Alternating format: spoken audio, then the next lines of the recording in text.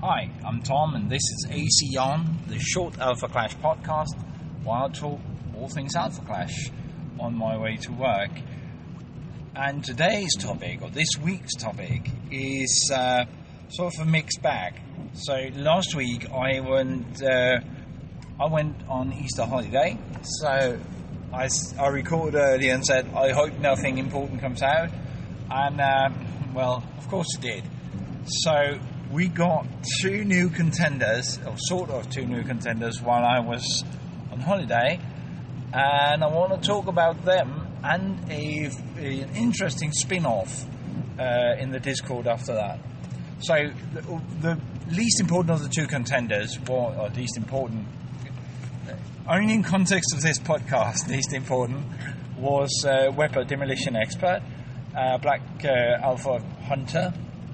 He is less important because we already touched on him in the in the Clash Kit podcast some 2 weeks back, something like that. Just as a reminder, if you can't remember him, he's in the Clash Kits. That's why we touched on him in there. And he's a 25 life black contender that says, when you attach a weapon you control to a clash card you don't control, you may engage this contender. If you do, draw one card, and while there is a weapon you control attached to a clash card you don't control, this contender gets +0/+1. So there's a card advantage and life gain, sort of delaying the inevitable, or delaying death at least. Functionality in that, and he has a 15 life contender ability that says if you control 3 or more attached weapons, Alpha Hunter Clash cards you control get +0/+1. So that's Weapon. We had him a bit earlier. Now we got him officially spoiled.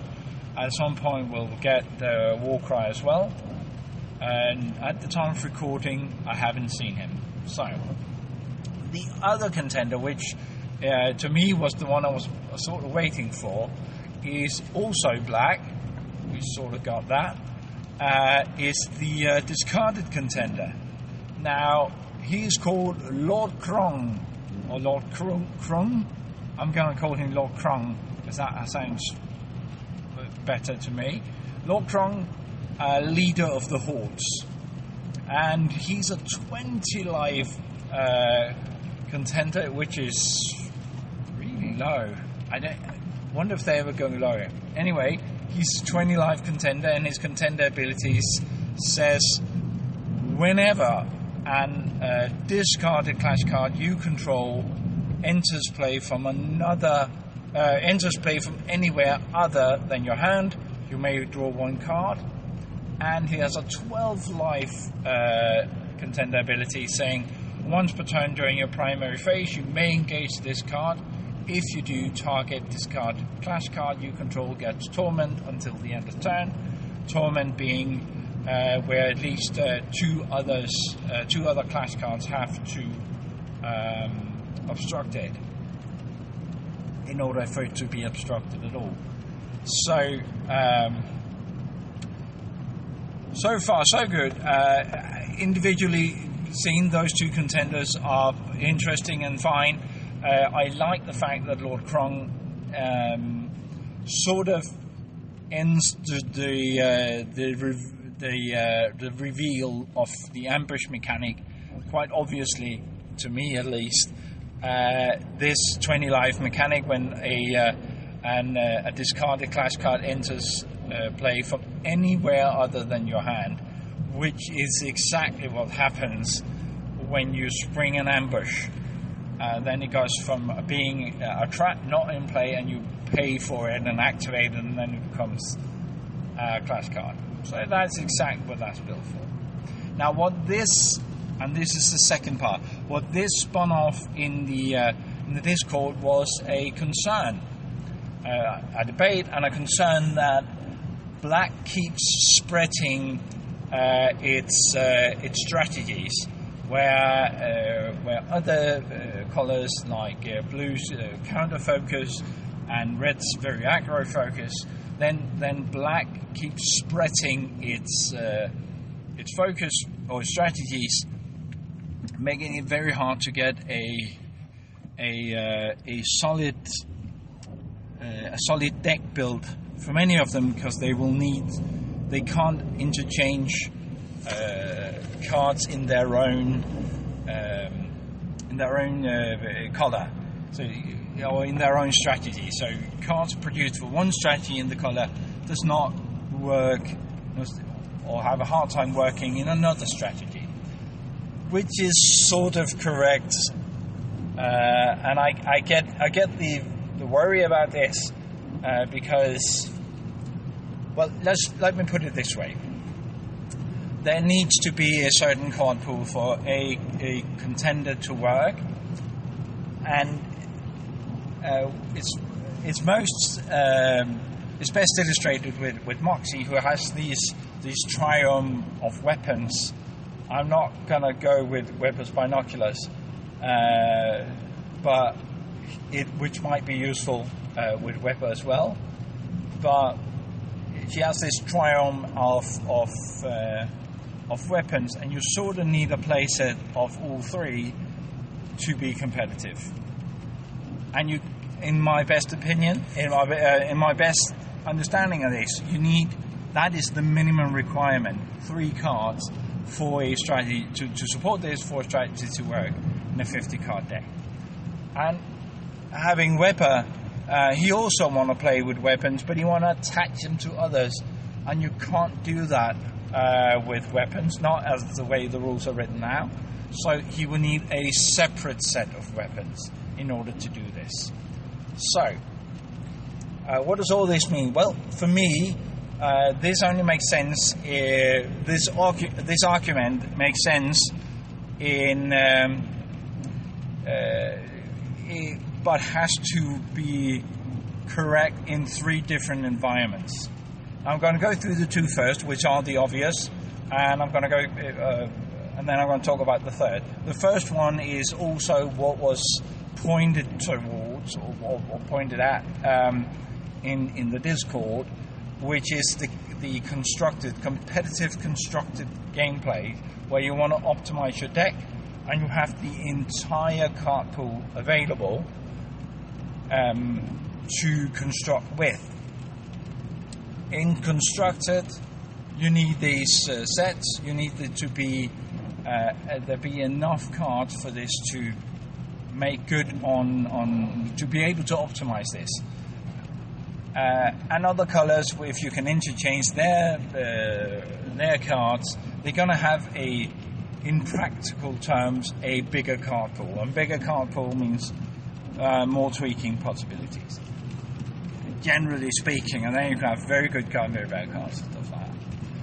But generally speaking, a bigger card pool is for strategy is a better thing.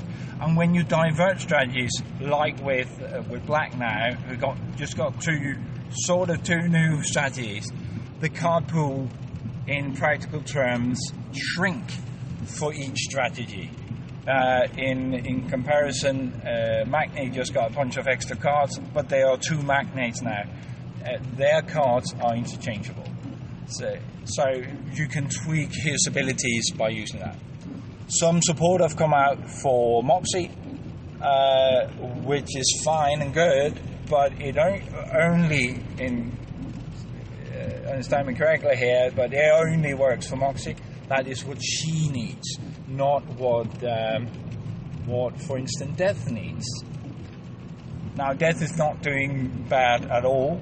I'm not saying that. She's a fairly strong contender, but the idea is that when you produce cards now for the constructed competitive players, you're going to have to produce 4 black cards for every red card in order to support the 4 strategies instead of a single strategy. Or 2 in red cards. But you have to produce more blacks in this case. And I understand that. This can be fixed if you either you put fewer strategies in or more in the others. So you're sort of limiting the field and pump those. but we're not there. We don't know if that's going to happen. The second environment it has to live in is, of course, limited or sealed, where you want narrow strategies, but you're also narrowing the set, and it might make good sense there, this divergent, because Weber and what I'm guessing is that, or hoping maybe, is that Weber and Krong will live in a sealed meta or sealed environment without Death and Moxie, which means that you limit the amount of strategies you can choose from, which optimizes the amount of cards or limits the amount of cards you need to print in order to support them. So in that context, you want a narrow strategy, which is not what we're doing with black, by the way. We're not doing that. We have four different strategies. But in a sealed environment, you don't get the two last sets. And if there's not a significant change in black contenders in the next set, then that will be the draft environment, and that might make sense. The last one I want to point at, and it might work there as well, is I was about to say, I've toyed with the idea to call it unconstructed, but it is constructed decks with the advent with the EDH or the Commander gameplay version. I know they're competitive for that, but most people are playing very casually in Commander. Or a lot of people are playing very casually in Commander, and can do so here. Many Commander decks I've encountered when people brewed their own, and there are power levels to this as well, are brewed for something else than optimization. It is brewed for because you want to build with dragons, or you sort of wanted it to see if you can produce elves, or strategies that are not necessarily the most well-honed, but they could be fun. So they're used to express yourself more than doing actual fine-tuning of the deck. Then you want to express yourself in some sort of play style or strategy. For that purpose, having a diversity of strategies possible is very, very good. So in that sense, having 4 different strategies makes black a more interesting set of contenders to play around with, because you can express more of your own ideas, and you can sort of play around with the mechanics to see if you can get it to support. But in order to do that, you actually have to have some choice. So you're not nobody wants to put in an obviously bad card that does not in any way, shape or form do anything you want to do. It has to have some support. Now, for that gameplay, more sets and more cards will bring that to them. But they're not there now. We are only at set 3, and even if there's a more support in the next set, in set 4, then we might have to go to set 5 or 6 to have a significant card pool for playing around. I mean, there is no choice today. If you want to play Moxie, you have to have all 3 weapons, for instance. That's not really a choice unless you really don't want to win. And even casual players want to win. I can guarantee that, being a casual player myself. I do want to win. I'm just willing to play a different style, to have fun, to test things more than I want to necessarily win. But I'm not going to put something, I'm not going to build to lose either way. So that was the 3 strategies need to work in. to work in, and I can only see this work in until we get the next set, at least in 2 of those. A final thought I'll leave you with this is that there is a balance when introducing new strategies in a trading card game. When you're introducing a new strategy, it will automatically, if it's not in the first set, and obviously these aren't, it will be lacking support for that strategy if you haven't started building it early on. So if you want to introduce something very new, it's lacking support. We can think of the discarded here. There are barely any discarded in the sets right now, and now we are discarded Contender because we want to explore that space. In that case, you have to do an introduction of new strategies like this and then grow the card pool for them. So my takeaway for this, and I hope yours too, is those 2 new contenders are quite cool. I want to build a discarded deck. I'm definitely going to buy a few boxes of Unrivaled when it arrives to try and build something to work with the ambush mechanic, because it's fun. And I will hope for every pack I open from The Awakening and from Year of the Draken and for Clash Grounds and for Unrivaled that the next set again will support the strategies, giving me more choices to play.